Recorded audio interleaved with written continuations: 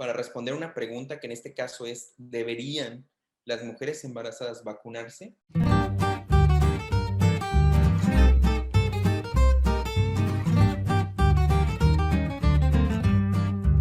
Hola, ¿qué tal? ¿Cómo están? Les doy la bienvenida a este capítulo de Medical Facts. Tengo el placer de estar aquí con mi amigo Balta. ¿Cómo estás, Balta? Muy bien, Natalia. Muchísimas gracias. Y pues bueno, estamos aquí muy contentos. Como siempre. Recordando que este programa es para responder las dudas más frecuentes de los temas de salud que más les interesen. Y pues con los expertos, por supuesto. Vamos a ver un tema muy interesante. Como todos los programas que tenemos en Medical Facts, ¿no? Así es. Este no es la excepción, un gran invitado. Las vacunas en las mujeres embarazadas. Así es. O sea, se ha hablado muchísimo al respecto. Hay muchísima información. Y desinformación. Y desinformación, sí, sobre todo. Por eso está el invitado de hoy con nosotros. El invitado de hoy es un experto en medicina materno-fetal, cirujano fetal, y pues se los presento. Es el doctor Raigam Jafet Martínez Portilla. Él es ginecobstetra y pues tiene esta especialidad de medicina pues fetal, de cirugía fetal. Tiene muchísima expertise y trabaja como investigador en el Instituto de Perinatología en la Ciudad de México. Bienvenido, doctor, ¿cómo está? Muchas gracias.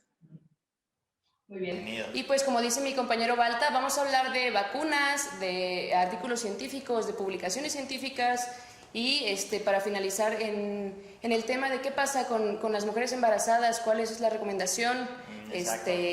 Y pues bueno, comenzamos con la primera pregunta. Así es. Existen muchísimas artículos científicos, ¿no? Y que podemos, pues las personas pueden tener alcance, y en el gremio médico, pues sabemos que es algo muy, muy importante.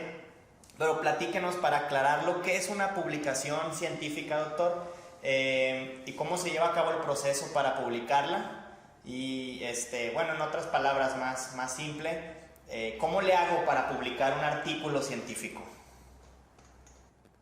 Es una muy buena pregunta. Una publicación científica es un artículo que tú escribes y que sale en una revista reconocida entre todos los miembros de la comunidad científica, dependiendo del área, etcétera. Y puede ser de medicina general, puede ser de física, puede ser de química, puede ser de obstetricia y ginecología, de pediatría, etcétera.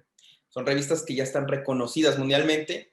Tú escribes un artículo, dices, bueno, hoy me voy a sentar, tengo algo interesante que decir, tengo un grupo de pacientes que tienen estas características y yo quiero saber en estos pacientes, por ejemplo, si el coronavirus les afecta más o menos. Tal vez yo tengo 100 embarazadas y yo quiero saber si las comparo con otras 100, si tienen más complicaciones, por ejemplo.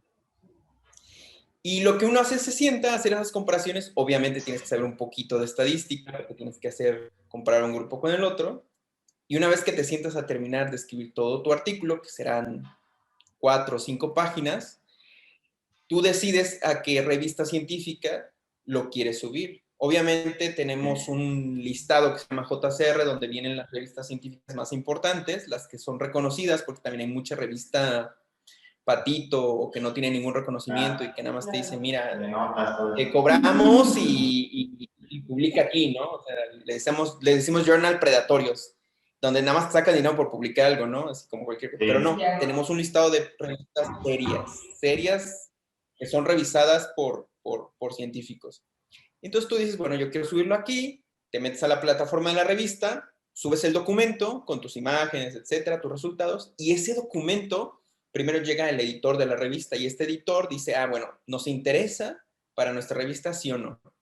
Y si sí le interesa, lo pasa a la revisión por pares, que es que por lo menos 2 científicos del área, expertos, van a revisar tu trabajo, tus resultados, cómo lo escribiste, etcétera, y van a decidir si sí o no se va a aceptar tu trabajo en la revista ya de manera definitiva. A veces se acepta así de entrada, lo cual me ha pasado solo una vez en la vida, así de que ya como aceptado sin ningún cambio. Pero lo normal es que te digan, te lo acepto, pero necesito que hagas estos cambios, estos y estos y estos. Y una vez que te lo aceptan y ya te llega la aceptación, la mayoría de las revistas no cobran, pero hay algunas revistas que sí cobran, sobre todo porque se han abierto los datos. Estamos luchando porque esto ya no se cobre, que esto ya sea porque pues los que revisamos no cobramos nada tampoco, entonces pues, te dicen, está aceptado y ya sale publicada en alguna de sus mensualidades o dependiendo de cada cuánto publique la revista, y ya sale tu artículo científico y bueno, pues es una estrellita para ti también, ¿no? No, pues Estás claro. aportando a la comunidad médica. Definitivamente. Gracias, doctor. Y hablando de este gremio de publicaciones científicas, quisiéramos hablar de dos conceptos importantes, que es el metaanálisis y la revisión sistemática. ¿Podría decirnos qué es, a qué se refiere y cuáles son sus características y cuál es mejor que otra o por qué se diferencian principalmente? Fíjense que este concepto del metaanálisis en realidad ya nace tarde, como en el 92 por lo menos, donde dijeron, bueno, ¿qué hacemos? Tenemos un montón de artículos que hablan del mismo tema. ¿Cómo sé yo que este artículo uno es mejor que el otro? ¿En qué me baso? ¿Cómo me voy a guiar? Por ejemplo, si estuviéramos hablando de vacuna de la tuberculosis, por ejemplo, pues ya hay 5, 6, 10 artículos de vacuna de la tuberculosis. Unos dicen que sí funciona mejor, otros que no funcionan mejor, etcétera. Y gracias a esto se creó lo que se llama metaanálisis. ¿Qué hace la revisión sistemática? ¿Qué es el metaanálisis? Porque ambos son hermanos, van de la mano. La revisión sistemática, como dice sistemática, nace para poder adquirir de la información de un tema en específico, de una pregunta de investigación. Por ejemplo, en este caso serían vacunas y coronavirus, ¿no? Toma todos los artículos que hablen de ese tema y los junta y los compara. Y el metaanálisis solamente le agrega números a esa revisión. La revisión como tal es tomarlos de manera sistemática siguiendo un orden y unos pasos específicos para poner toda la información junta, y el metaanálisis extrae los números y da un resultado final, que no es un promedio. Podría sonar como un promedio, como, bueno, 5 artículos, los sumo, los resultados, doy el promedio, pero no. En realidad, cada artículo, si es más grande o más pequeño, tendrá más peso o menos peso en el metaanálisis. El análisis, y la diferencia con la revisión es que el metaanálisis ya te da un número final. ¿Funciona o no funciona? Y la revisión solamente te pone en contexto todo lo publicado de un tema para que vayas analizando artículo por artículo. Ah, mira, en general esto va por aquí, esto va por aquí. Pero el metaanálisis te dice números así puros y duros, sí o no. De acuerdo. No, okay. Gracias. Órale, pues muy, muy interesante, porque entonces se puede decir que no cualquiera puede publicar un artículo, ¿no, doctor? O sea, es un proceso, una investigación, ¿no? O sea, no, sí, y cualquiera podría decir como de que está fácil, ¿no? Yo estudio algo y me investigo, pero pues no, es importante aclarar todos estos términos y este gran proceso y bastante largo y trabajoso que se lleva a cabo. Exacto. Y pues para platicar un poquito de su área de expertise, doctor, y de la situación actual en que estamos viviendo, quisiéramos hablar de vacunas y de vacunas en las mujeres embarazadas. ¿Recomienda usted que se vacunen ahora por COVID-19? Porque ya ve que hay muchísimo debate a partir de esto. Perdóname que te interrumpa, es una excelente pregunta, es un tema súper fuerte, súper controversial, y esto es un tema muy de medicina basada en evidencia, ¿sabes? Para responder una pregunta que en este caso es, ¿deberían las mujeres embarazadas vacunarse? Y hay un montón de posicionamientos de todos los organismos. Nosotros hicimos el posicionamiento de la Federación Mexicana de Colegios, y la respuesta corta a todo esto es sí. Embarazada de vacunarse, claro que debería de vacunarse. ¿Ya oyeron? Ajá, definitivamente. Ajá. ¿Y por qué, doctor? ¿Por qué? ¿No? Porque se me hace que Natalia está embarazada. No me estoy yo estoy así de, díganos. No, sí. Pues es que se me hace un tema del que definitivamente tenemos que hablar. Ya, suelta la sopa. ¿Por qué? Todavía no.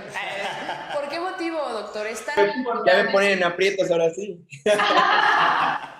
¿Por qué es tan importante y por qué motivo debemos ser tan puntuales respecto a que las mujeres embarazadas sí se vacunen? Esto es lo más importante, porque esto es muy fino, y esto lo aprendí cuando hice la maestría en medicina basada en evidencias en Oxford.